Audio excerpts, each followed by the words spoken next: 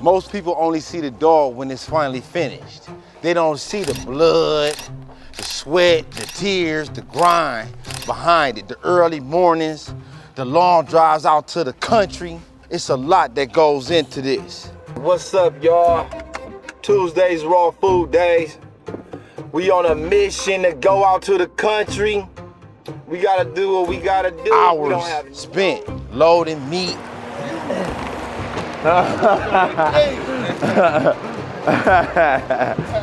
The cleanup afterwards, the amount of discipline that it takes to keep doing this week in and week out. And that's what this video is about.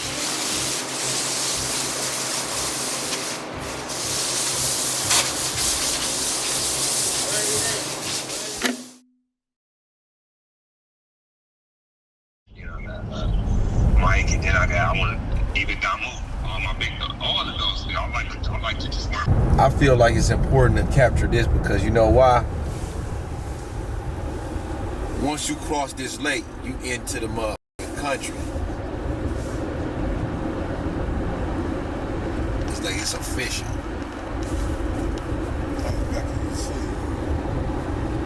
That's crazy. This side of it, like they from this side of it.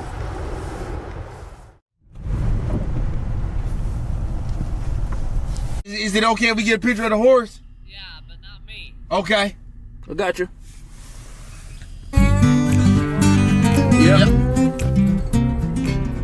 This isn't just us going to pick up food for dogs. This is the part of work that goes into building them. It's one of the hardest things that we do, but it's also one of the most important.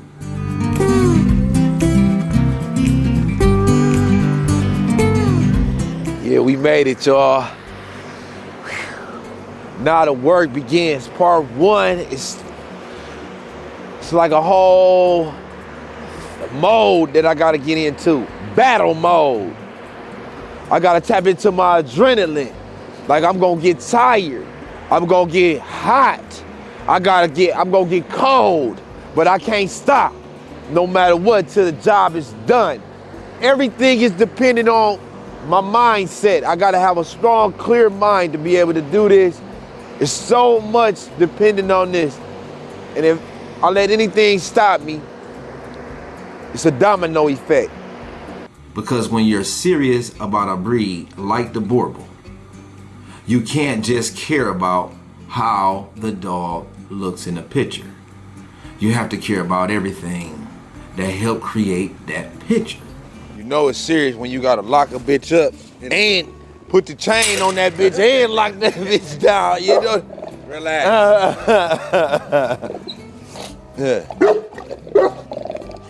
What's up, girl? You care about what the dog eats. You care about how it's conditioned, how it recovers, how it grows, how it moves, and how it holds up over time. That's where the real work is. A lot of people think breeding starts when two dogs are paired together. But to me, breeding starts long before that. It starts with the daily decisions. It starts with the way that you feed the adults, the way that you raise the young dogs, the way that you monitor their health. Worm out. Use Panicure, Fabendazole, Safeguard, Panicure, it's all the same. I use the horse stuff because I got big dogs. And this is how I do it. About 200, for every notch is 250. And the way that you prepare their bodies for what you're asking them to become. That's why we make this drive. Now we're going into Amish country. So that's the regular country. This is the Amish country. Once we get off onto this next road. So it's like we gotta take 2 trips. We gotta go. Look, the clouds done touched down to the ground. That's where we at.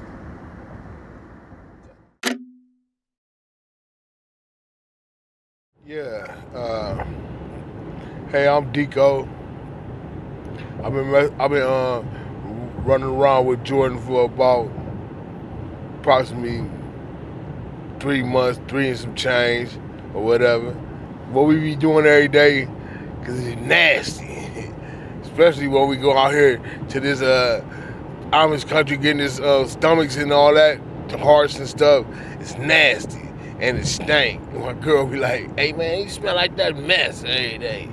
Yeah, but and then at the same time, I got a love for dogs, and got hooked up with a dog man. You know what I'm saying?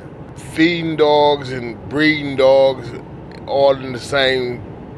You know what I'm saying? I love it all. I love it all. And it get messy, and I love it all. That's why I love it about it, because it get messy. If you wanted to get in the business, everybody love dogs, so you gonna get something up out of it. You gonna get some money up out of it, or you gonna get a companion, somebody to talk to. The dog gonna listen and be looking at you every day, but he looking at you for you to tell him something to do. And raising a dog is a job itself. Like this is one of them things, man, where you really gotta psych yourself up.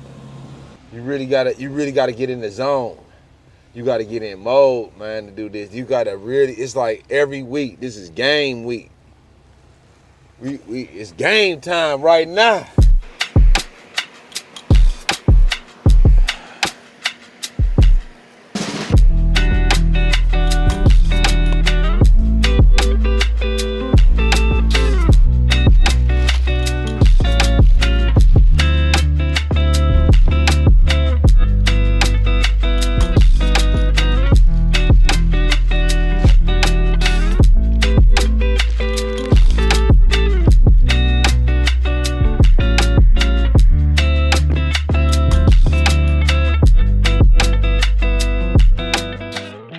We're not doing it because it's convenient. We're doing it because we believe the dogs are worth it. We believe the breed is worth it. If we are going to say we're committed to producing the best Boerboels we possibly can, then that commitment has to show up somewhere other than just our words. For us, it shows up here.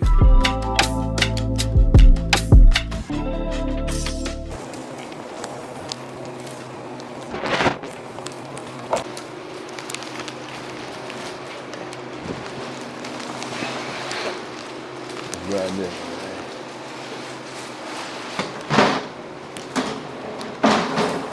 So it's like you gotta choose where you want to be uncomfortable for a little while or a long time. If I don't put on my t-shirt and not let all the rest of my clothes, I'll be warm in here, I get all wet, and then I gotta be wet for all day and cold. Right now, I ain't cold because I'm working. As long as you working, you ain't got time. You ain't got time to think about whether you cold or not. When you working, now that's what we don't want. That, see how I cut into that? You got it. This is what we do want. It ain't.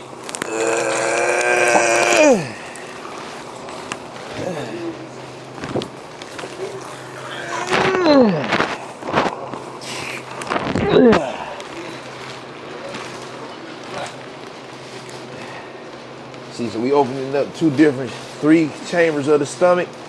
You got a chamber over here, chamber over there. What we trying to do is, we want to flip this around so that the grass stays behind. See there?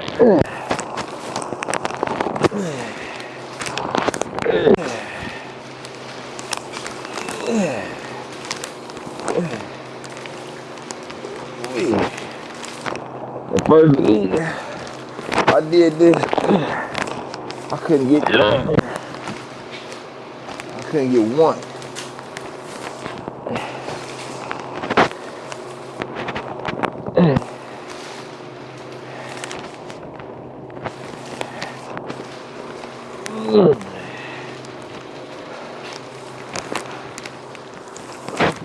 Out here, it feels like a completely different world. You're not walking into a clean pet store where everything is packed and branded. You're standing close to the source. You can hear the work happening in the next room. No, no. You can hear the cows screaming. You can see the meat being brought out. You can hear the pa-cow. And then the silence.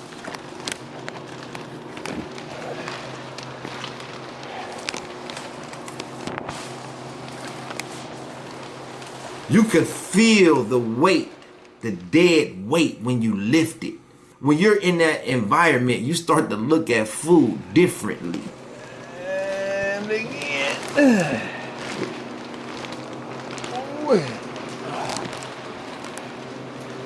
Ready?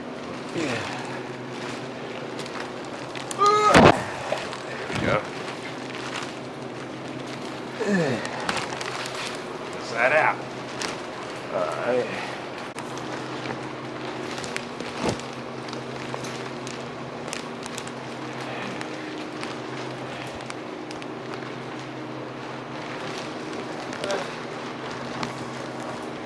Take him away. He's in here right here. Yeah, take that away.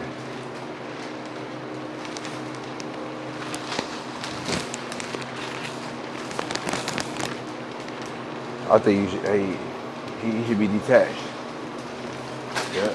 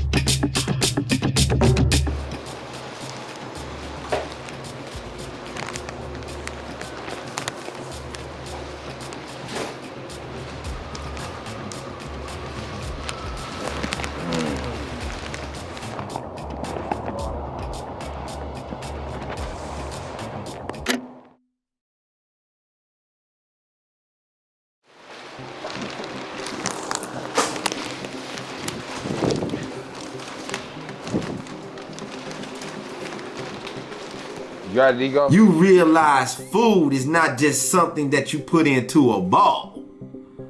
Food becomes part of the dog. It becomes part of their muscle, their energy, their coat, their recovery, and their overall condition. When you're raising a powerful working breed, nutrition is not a small detail. It's part of the whole program. And that doesn't mean raw feeding is something people should jump into blindly. It has to be handled with respect. Raw meat can carry bacteria. And if you're not careful with storage, thawing, cleaning, and cross-contamination, you can create problems for the dogs and the people around them.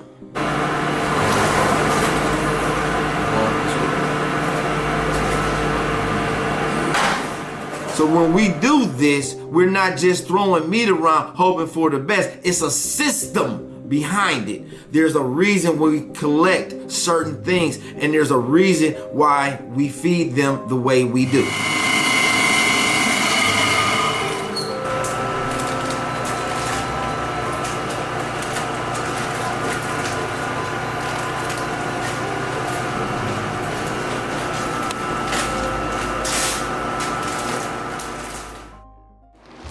The main thing we go after is the tripe. All right, it's out of Boerboels feeding program here.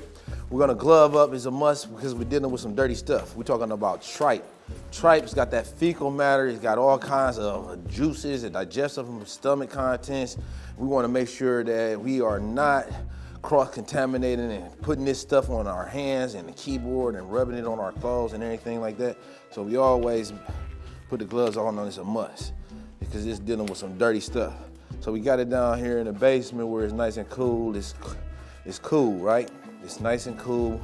So this is how I'm gonna do it. So this is a piece of tripe, and I'm just gonna cut this into some sections, take it upstairs and break this off to each individual dogs.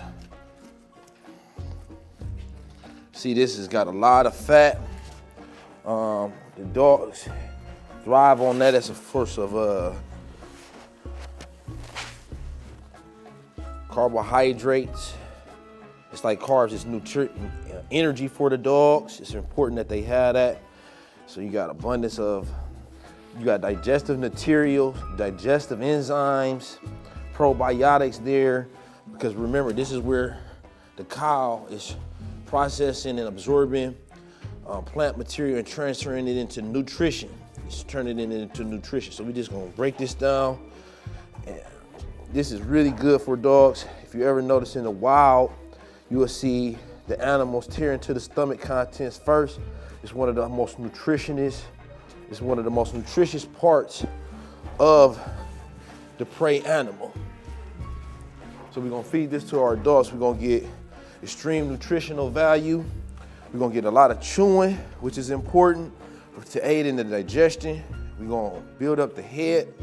We're gonna build up the muscles in the head because their puppies are gonna have to do a whole lot of chewing before they get a chance to swallow. So this is really one of the biggest benefits, one of the secrets to our breeding program, and the fact that we have this, that we're able to use this, we have access to this farm, so we get this directly from the farm. This is grass fed. You can see, even if you look at the tripe, you can see grass material inside the tripe. So this grass fed cow, and what happens is it passes over this, and then the digestive contents and material, its juices all in there, and that breaks down into nutrients and is absorbed into the bloodstream on this side. You see its veins and stuff here. To most people, tripe is probably one of the last things that they will want to deal with. It smells strong. It's messy. It's not pretty. But to the dogs and to a lot of people who understand raw feeding, green tripe is one of the most valuable things you can get. Green tripe is different from white tripe. This tripe has already been harvested. I gotta get to the bottom of it. So in layman terms, this is cow stomach. yeah, this is a cow's stomach. And you cutting open the cow's stomach, and what we see is the grain and grass that the cow eat, the grass-fed cow eats. Natural cow. Yeah. This Okay. is what the cow eat grass. In the process of digestion. Look at all that grass the cow eats. So The cow got 4 stomachs. 4 stomachs. A cow has 4 stomachs.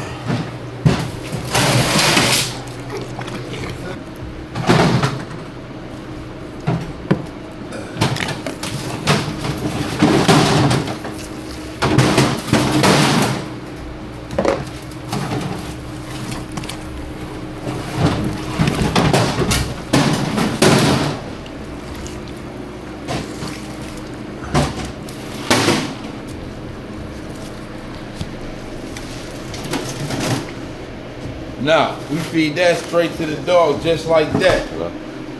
Raw dog food club. Now, we're gonna add in this tripe.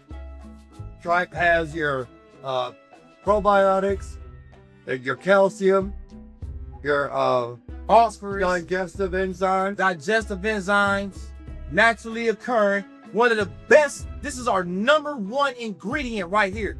This is the secret to our success. And my favorite to pick out of the bucket. Yeah, now, it's unrinsed. We don't want to wash away the digestive enzymes. When we say enzymes, this is what allows the cow to break down the plant matter, right? Dogs don't have that naturally. So one of the first things that you see in the wild, and this is a nutrient powerhouse, okay? One of the first things that you see the wolves do in the wild, they go straight through that gut, right? Because it's so flavorful, so tasteful. Now, we don't rinse it. We don't want to wash away the digestive juices. When you ever see your cow, your dog eating grass, his stomach is upset, this is going to aid in digestion. This is going to allow the absorption of nutrients, a great food source.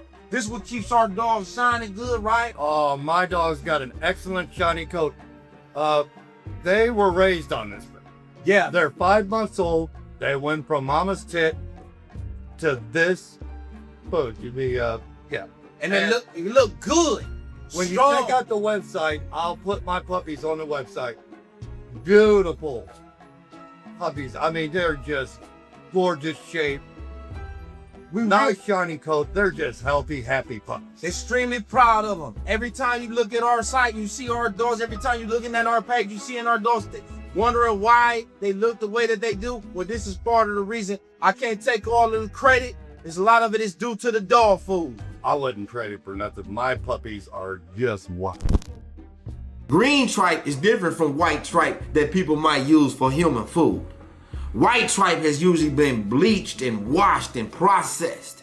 Green tripe is natural, and that's part of the part that people value. It still contains some of that partially digested plant matter from the cow, along with moisture, protein, and natural bacteria from the digestive process. So what we doing, we only harvesting 3 of the stomachs. We don't want them all. It's one stomach that we're gonna leave behind. And this is what we want right here. This the spleen, then this the cow's stomach. We're gonna put it in these containers. Cows are built to break down plant matter that the dogs aren't, in a way that the dogs can't. Dogs are not able to digest plant matter. They do not have the enzyme that is present in the cow. So when we feed the tripe, they're getting that digestive enzyme that the dog does not have, and it adds nutritional value to the dog. Therefore, the dog is able to absorb nutrition from the plant that they would not be able to get otherwise. Yeah. Then you got the liver, one of those foods that's simple, but it's very powerful. Rich in nutrients like iron, vitamins A, B, copper, which is very valuable, but it also means you gotta be careful with the liver. You don't give it to them unlimited because it's healthy and it's concentrated. Liver has to be respected.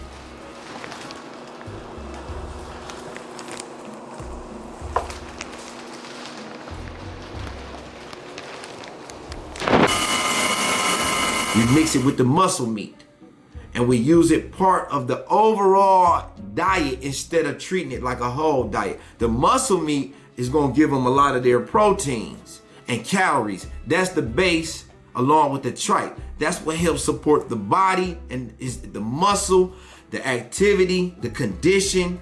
But the muscle meat by itself is not complete either. We look at organ meat and varieties over time. Bones are essential, but they gotta require common sense. Yeah, I know you heard of Home Depot. Let me introduce you to Bone Depot. For all your dogs that like to chew on your furniture, to chew on shoes, to chew on digging and doing all of that chewing and stuff, chewing on your furniture. Hey, well look, give your dog something appropriate to chew on. It's a real. A bone. Why not give a dog a bone? Every bone is not right for every dog. And every dog does not eat in the same way. Some dogs are careful. Some dogs try to swallow too fast. And as a breeder and a pet owner, you gotta know your dog. You should know the difference. Watch your dogs over time, understand their habits, and make decisions based on your individual dog that's in front of you. Simple things that people don't understand about feeding. It's not about what you believe is healthy. It's actually about what your dogs are showing you, what their stool is telling you, what their coat is telling you, what their energy is saying to you, their weight, appetite, the way that they recover. All of these things give you information. When you feed this way, you gotta pay attention. And honestly, that's what breeders do. Is paying attention, watching your dogs over time, learning what they need, seeing what they pass on, how they mature, how they move, how they think, how they handle pressure, and how they respond to the life that you are giving them. That's why I say breeding is more than just producing puppies. See, when you dedicate your life and when you aim to improve. You do it for the breed. You don't just add more puppies to the world. It's about the best dogs. And the proof is in the dogs. The food, you can see the results of what we're trying to accomplish. You can see the muscle tone, the coats, the way that it shines, the gleam, the beam. They look like Afro sheen. We love what this is doing for our dogs. And it's not something that we just talk about. It could be seen. Anybody can produce puppies, but that doesn't mean they producing something different. To build something different, you gotta have standards that exceed the standards in some cases. You gotta be patient. You gotta have discipline. You need a reason behind what you're doing.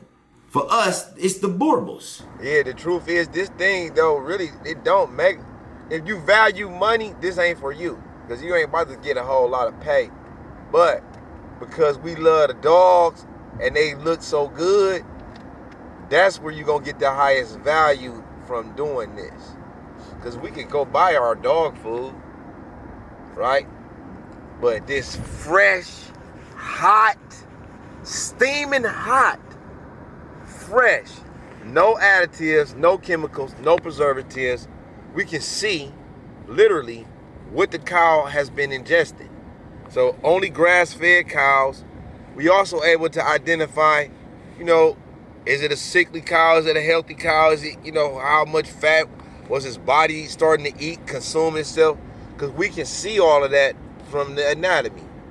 On the dog side, just seeing my dogs happy. My dogs, if you see them in the beginning, my dogs stay with me all 24/7. If he can't go, I can't go. So, he just like my kids. I mean, my kids not welcome, I'm not welcome, you know what I'm saying? So that's how I treat my dogs. We're trying to seek out the best Boerboel the world has ever seen. The best Boerboel we possibly can. And it might sound extreme to some people, but when you dedicate your life to a breed, you should aim high. Nothing should be stopping you. No obstacle that you can't overcome. You should want to improve. You should want to learn. You should want to do right by your dogs. You should make decisions that move the breed forward instead of just adding more dogs to the world. That's what makes this work worth it. Because when you're carrying bins of meat and your clothes smell like tripe, when you tried and you tired and from driving and still gotta clean everything, put it away, load it up, unload the truck, load the truck. You need a reason that's bigger than the money. And for us, that's the dogs. We love dogs, and watching them eat and knowing where their food came from and watching their condition and knowing the effort behind it is knowing that if everybody else sees this part of the dogs benefited, knowing that even if nobody sees this hard work, even knowing this, that if nobody sees the hard work behind the scenes, the dogs is gonna benefit from it. And that's the reward. Not the likes, and not the attention, not the clean picture at the end. The reward is knowing we did the work, and that's what I want people to understand. The finished dog is not an accident. A strong dog, a healthy dog, a confident dog, a well-raised dog comes from these decisions, these investments that we make every day before anybody even sees the final result. That's what I want people to understand. Behind the scenes, what goes into this, the totality of this journey. Okay, you give it your all. You can't expect nothing more out of life and in life than what you're willing to give. And that's the key for me. I'm giving this my all. When you look at my dogs, you see me. A lot of hard work done went into them. And that's why I can take a dog and make it blow up and get big and strong and beautiful, because I'm committed. I'm dedicated. The same way that the dogs is dedicated to me, the same way that they give me they all. You see the way that they naturally protect me and keep me safe and secure? The same way that they stick by my side, I'm there for them. The same way. It's a mutual respect. And because I'm giving them my all, you see the results. It's not only do they have a genetic code and a genetic base and a foundation, we giving them the food, we putting in the hard work, we doing the heavy lifting, we feeding them the best that they could possibly eat. We take them out, we exercise them, we giving them the foods that they need to recover, and here you have it. The proof is in the dogs. It's not just two dogs together. This is the evolution of a bloodline. We're talking about the exotic strain. The meat run is just part of that. But it represents the mindset. It represents the willingness to go further, to work harder, and stay consistent when nobody is watching. The exotic way. All right, y'all, we wrapping it up. As you can see, it's not that pretty, it's gritty, and it's a select few that can do this. It's the dirty work. It's not pretty, but it's necessary. When you're trying to be the best, you don't spare no expense. So it's costing a time investment, a physical labor investment, financial investment, and it pays off in the evidence of the dogs. The dogs is our pay. The dogs look a certain way, and that's what makes it all worth the while. See, to get these dogs to look like this, to get these dogs to build, to grow like this, you gotta feed them nutrient-dense foods.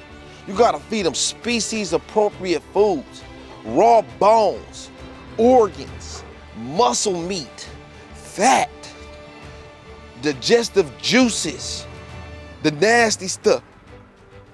That's how we arrive at a dog like this. The foods that we feed, you can see it, it's evident in the growth and development. Pay attention, boy buddies. That's all I want you to know. That's all I'm trying to get you to see. It's not by chance, it's by design. The effort, the hard work, the grind. That's what I want you to see. That's what I want you to understand. We going hard, that's why we going far.